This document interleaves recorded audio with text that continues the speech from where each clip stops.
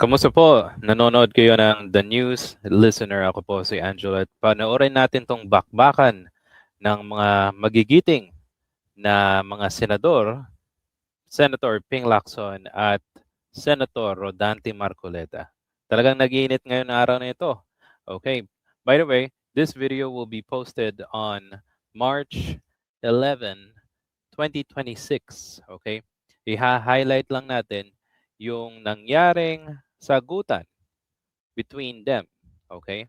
At ito'y pagkatapos ng privileged speech ni Senator Ping Lacson kay Rodante Marcoleta. Hindi talaga nag-aawat si Marcoleta. Talagang gigil na gigil. At ayon talagang palagpasin itong si Senator Ping Lacson. So guys, panoorin nating mabuti yung awayan nila. Let's play this. President, ang sinasabi ko lamang po ay ngayon ko lang po na nakita ang ganitong special treatment. Hindi ko naman sinasabi, Mr. President, na lahat ay ganito.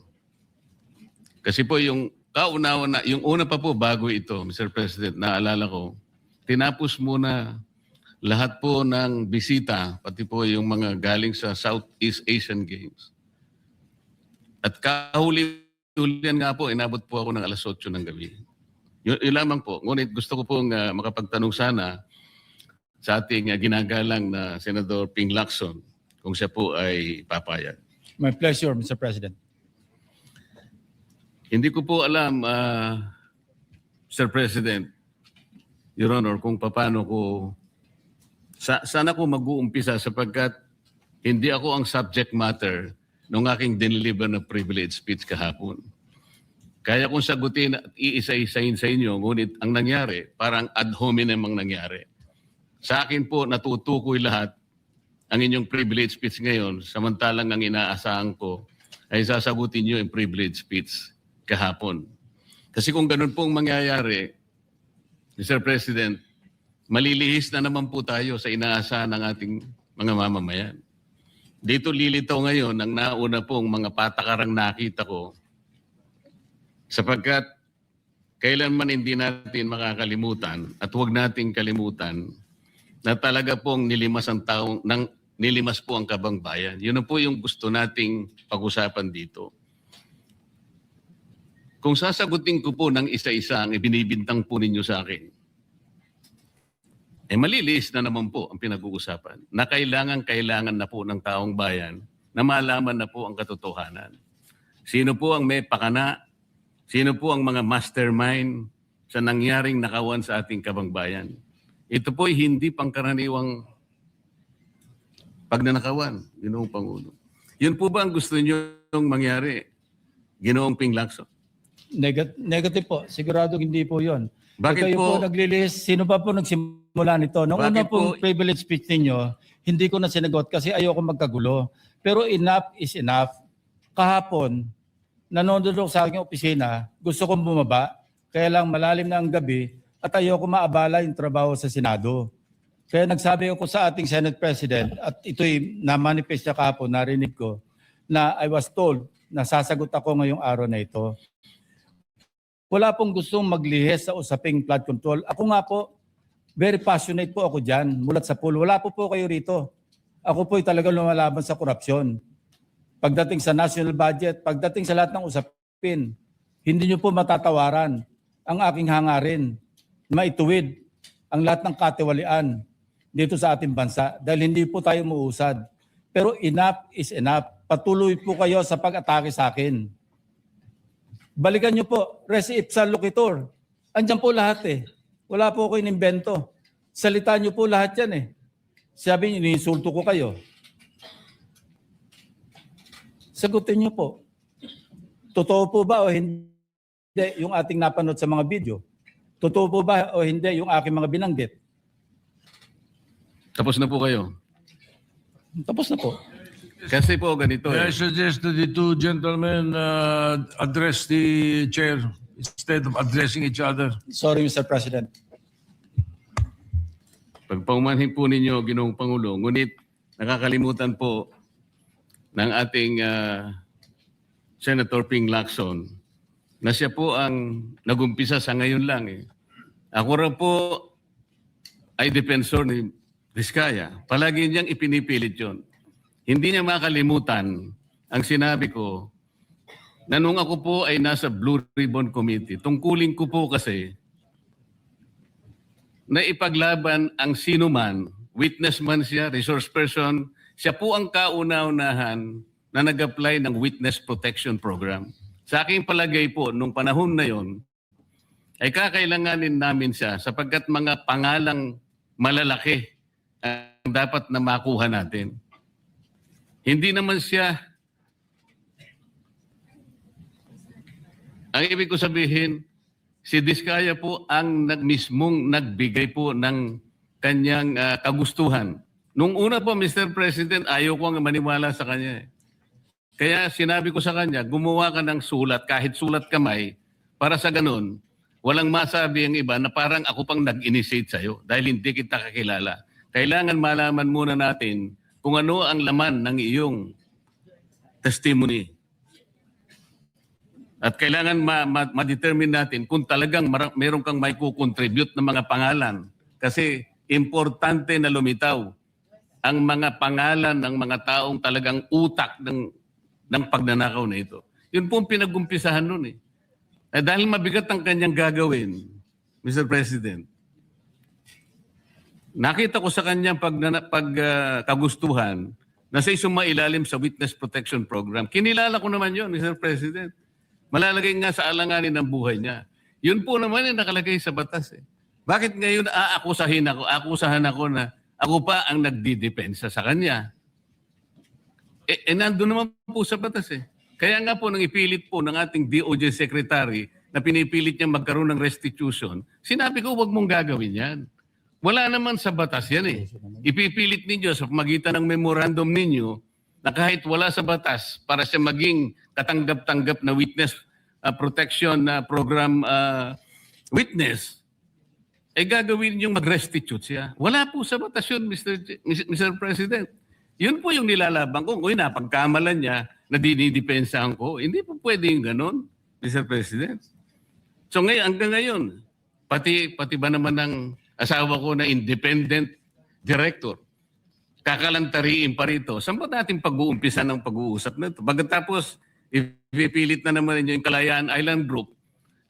Ano po ba patakaran dito, Mr. President? Ginoong Lacson? Kailangan bang samot-samot ang gagawin mo para sa isang privilege speech? Kayo po yung matagal na sa Senado.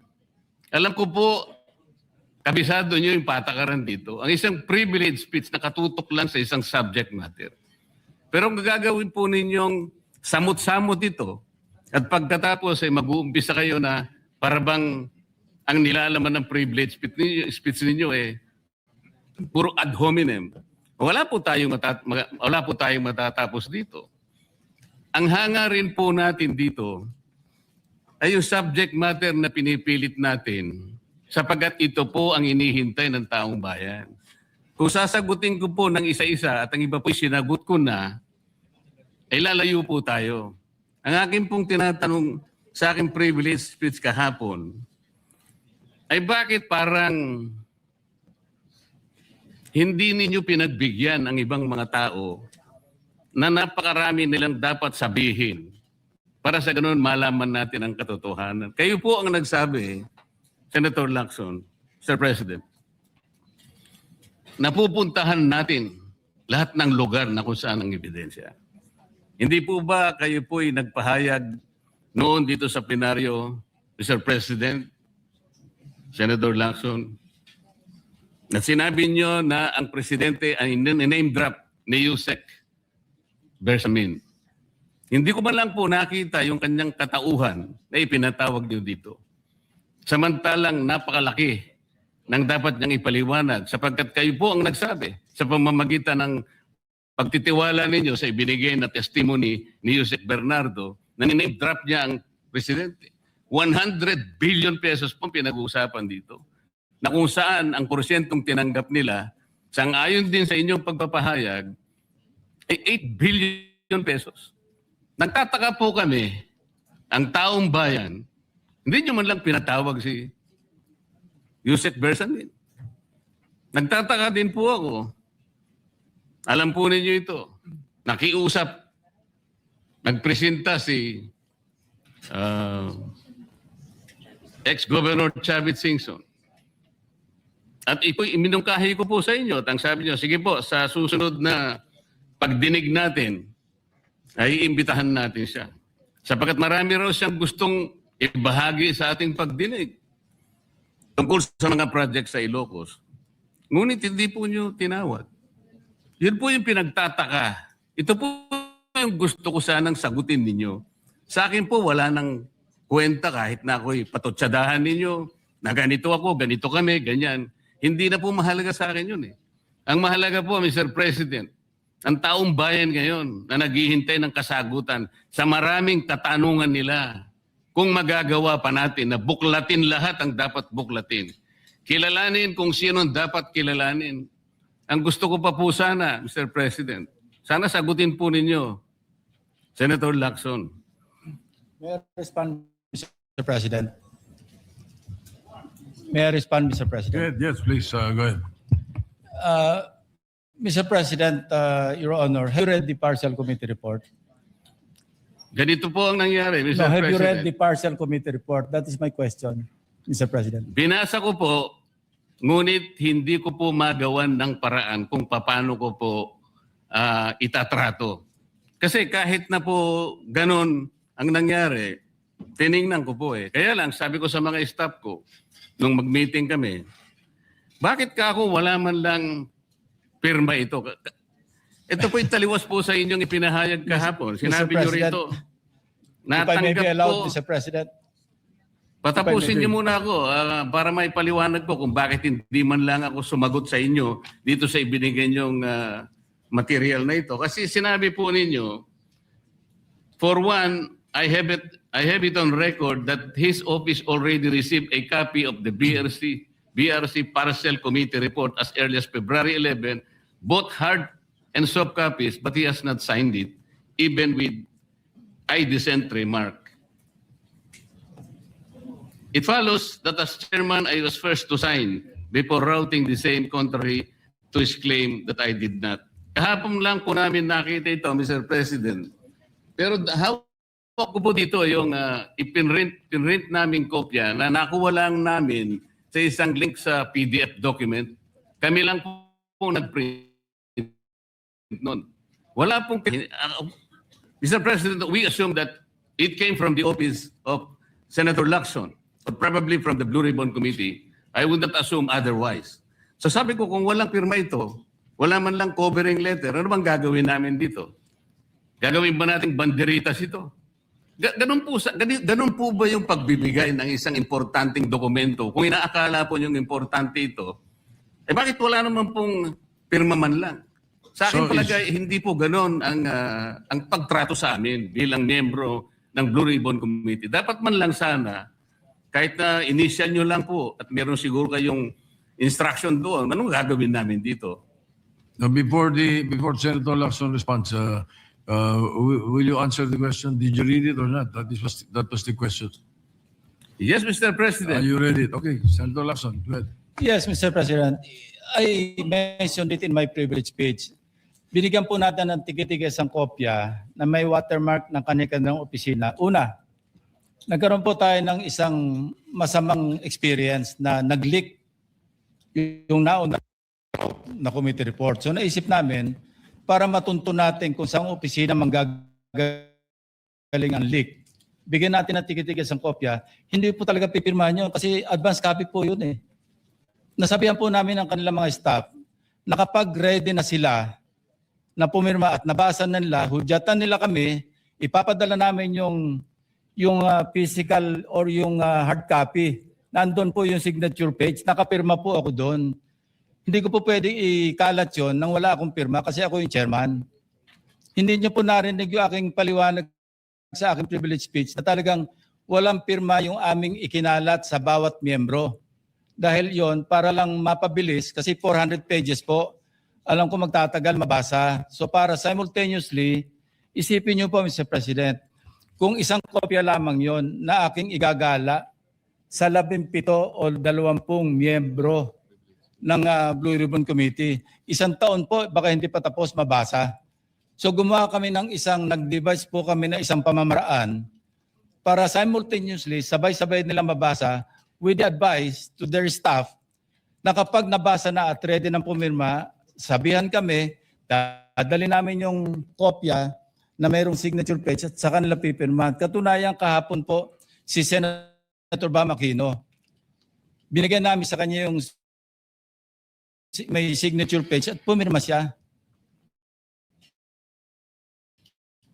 Hindi po matatapos kung yung 460 sa isahin namin iikot. Mahirap po. Gumawa na nga kami ng paraan para sa floor, maidip po speech. Makapag-simula na tayo uli ng mga panibagong pagdinig. Ngayon, sinabi po ni Senator Marcoleta na bakit hindi inimbitahan si Undersecretary Bersamin. Kaya ko po tinanong, kung nabasa niya na yung report, kung meron po siya may pakita sa akin doon sa committee report o doon sa TSN, doon sa minutes ng pagdinig na nabanggit ang pangalan ni Undersecretary Bersamin. Bukas na bukas din po o bigyan natin 3-day notice rule. Tatawag po ako ng pagdinig, ipapatawag natin si Undersecretary Bersamin. Ang binabanggit niya po yung aking interpellation sa DBCC na kung saan si Undersecretary Bernardo gumawa ng personal na sulat kay Pangulong Bongbong Marcos. At sinasabi niya doon na ito yung mga personalidad na alam niya, na naalala niya na merong allocable at kung ano-ano pa. Wala po sa Blue Ribbon Committee minutes yun. Sa labas po yan sa plenaryo, sa DBCC, sa National Budget Deliberation. So kung may papakita po sa akin ng ating kasamahan, Senator Marcoleta, na merong isang mention sa affidavit o sa salaysay ni Undersecretary Bernardo na binanggit si Undersecretary Bersamin, di tumawag po tayo na pagdinig at mag-motion siya na ipatawag kung sino man ang gusto niya ipatawag. Ngayon, si Governor Chavit Singson, wala naman pong paliwanag. Ano po yung ite-testify? Konektado po ba sa issue at hand, which is the flood control projects? Kung konektado po, sana sumulat po siya sa chairman at sinabi niya, ito yung lalamanin ng ite-testify o ito yung naka-attach yung draft affidavit ni Governor Chavit Singson. Sino naman ako para tumanggi na ipatawag kung sino man yung resource person? Nagpadala nga siya ng surprise witness, siya lang nakakaalam eh. Hindi ko po inawat eh. Mr. President. No, sandali po, hindi pa ako tapos. At nung hinahanap kong pilit, pinagtanong ko yung mga addresses, lahat ng mga kakilala ni Gutesa. At inalam po namin sa pamamagitan ng CCTV footage. Baka naman merong sumalubong o merong kasama na pwede natin matunton kung nasaan si Gutesa. Ganun po kasi ang aking pagnanais na talagang get to the bottom of this issue. Pero bigla po nawala eh. Ano po magagawa ko? Mr. President, wala nga pong nakasulat dun sa transcript tungkol nga po dun sa binanggit niya sa plenary na pangalang Adrian Bersamin. Paano nga pong mababanggit doon, Mr. President? Hindi nga niya pinatawag eh. Samantalang dapat niyang ipatawag, siya mismo ang nag-highlight. Isip-isipin po ninyo, nagawa po ni Senator Lacson na isama sa plenary debates ng ating 2026 budget. Ganun ka-importante ang bahagi na yun, Mr. President. Hindi ba dapat ipinahayag mo yun eh. Malaking bagay yun. Ibinulgar mo pa nga eh. There are 2 public officials I will reveal this morning. Ganun lang. At hindi mo pinatawag. Kung pinatawag mo yun, malinaw na malinaw, nalagay sana sa transcript. Ganun lang naman ang ibig sabihin eh. Sa mga tweet, iniwasan po, Mr. President, para hindi malagay sa transcript. Pagkatapos ikakatwiran po ninyo, kung nasa transcript, di sana pinatawag ko. Baligtad po ang ginawa ninyo, Mr. President. Katulad din po sa 30 Nara Street sa South Forbes. Ilan po yung binanggit ng mga tao doon? Hindi ko po sinasabing totoo yun. Pero for purposes of the inquiry and investigation, kung talagang ganun, kalawak ang inyong pananaw, Dahil pati nga po yung pagpunta ni Gutesa, pati CCTV po, pinakita ninyo. And dami po sana ng pagkakataon na nakita sana lahat ng mga binanggit ni Saldico na mga ginamit na sasakyan. Makikita doon sa pagitan ng alas 9 hanggang alas 10 ng umaga. Tawagin natin yung kung sino man yung security agency doon. Pero hindi po ninyo ginawa. Pero sasabihin po natin, you wanted to emphasize one point.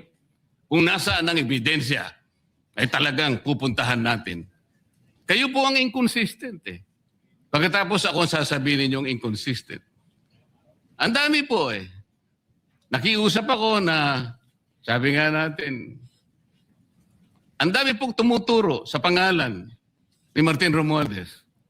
Inimbita po ninyo, hindi dumating, nakiusap ako, naimbitahan uli, ang sabi po ninyo sa magitan ng inyong interview, ay kung pupunta siya rito, welcome. Kung hindi siya pupunta, wala tayong magagawa because of interparliamentary courtesy. Mr. President, hindi po karaniwang pagnanakaw ang nangyari sa kasaysayan ng ating bansa. Hindi po ba ninyo naiisip, mismong kabang bayan ang tumagilid, pagkatapos magtatago kayo sa prinsipyo o doktrina ng interparliamentary courtesy? Kung ako po ang chairman ng Blue Ribbon Committee, Mr. Chair, Mr. President, hindi ko po igagalang interparliamentary immunity sapagkat ang pinag-uusapan dito ay interes ng mamamayan. Huwag po tayong magtago kung saan-saan. Sinabi po ninyo, Mr. President, Senator Lacson, yung Apostille Convention.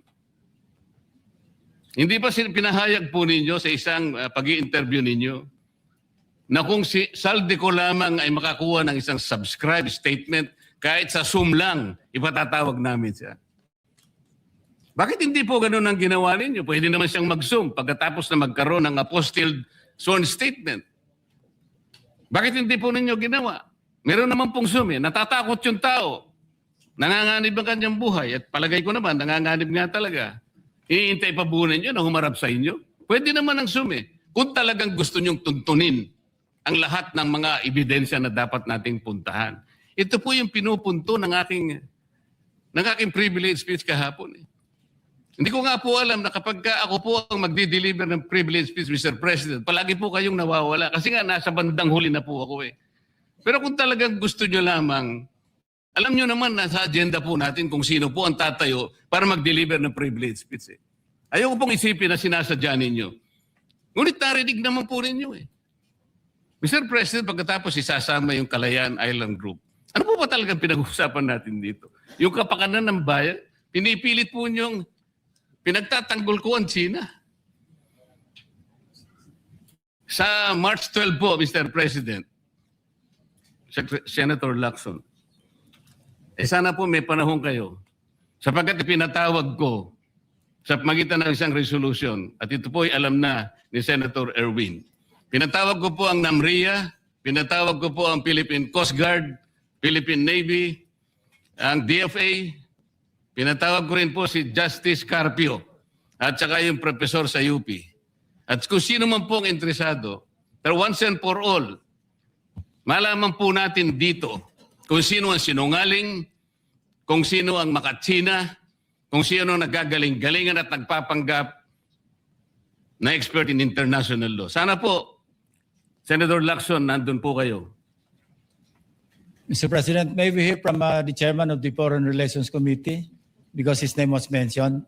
May I just confirm if indeed he will call for a hearing and invite those people mentioned, Mr. President? With due respect.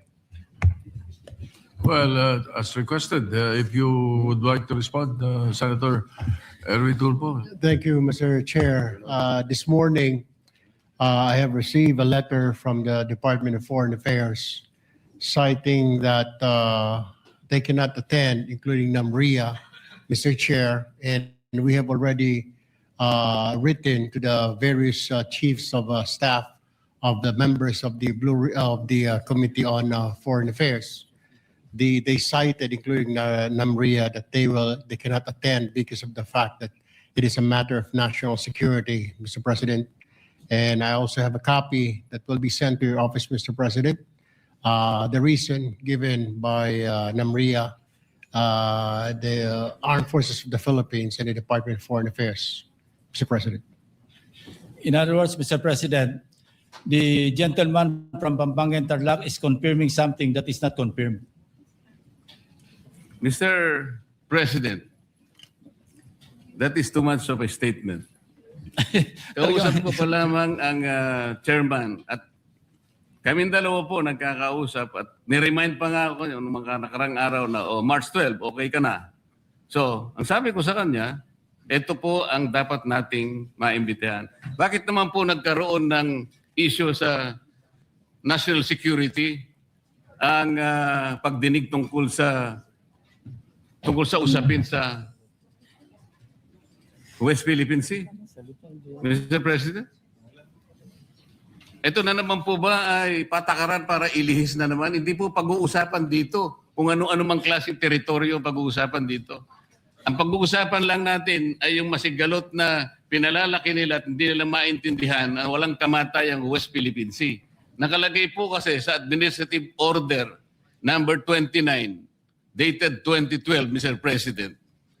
14 na taon nang nakararaan, minanduhan mismo ang NAMRIA at ang DFA na mag-submit ng mapa at mga charts sa opisina ng United Nations General, as UN Secretary General, at inotify ang lahat ng international organizations katulad ng IHO. Ano po bang ibig sabihin nun, Mr. President? Alam po ba ito ni Senator Lacson, yung Administrative Order number 29? This is something between the chairman of the Foreign Relations Committee and the gentleman from Tarlac and Pampanga, Mr. President. Hindi po, tinatanong ko po kayo. No, kasi, I don't know Administrative Order number 29. hindi po ninyo alam, sasabihin ko sa inyo. I don't Ulitin need to ko. know, Mr. President. I'm not interested. Hindi po kayo interesado sa isang bagay na napaka-importante sa ating bansa? Hanggang ngayon, hindi ma-drawing ang West Philippine Sea. Hindi kayo interesado? Hindi po ko rin interesado sa sinasabi ninyo.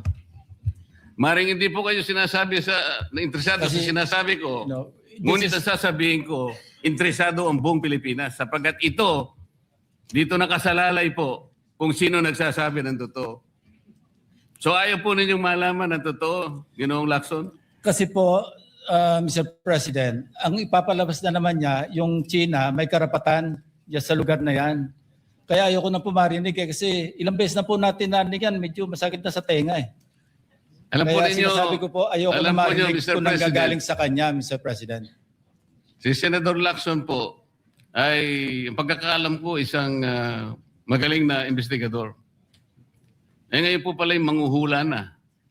Paano po niya nahulaan? Ang sasabihin ko ay, The debate is going into Yeah. motives and all of that. So, motu proprio, the presiding officer declares a session suspended.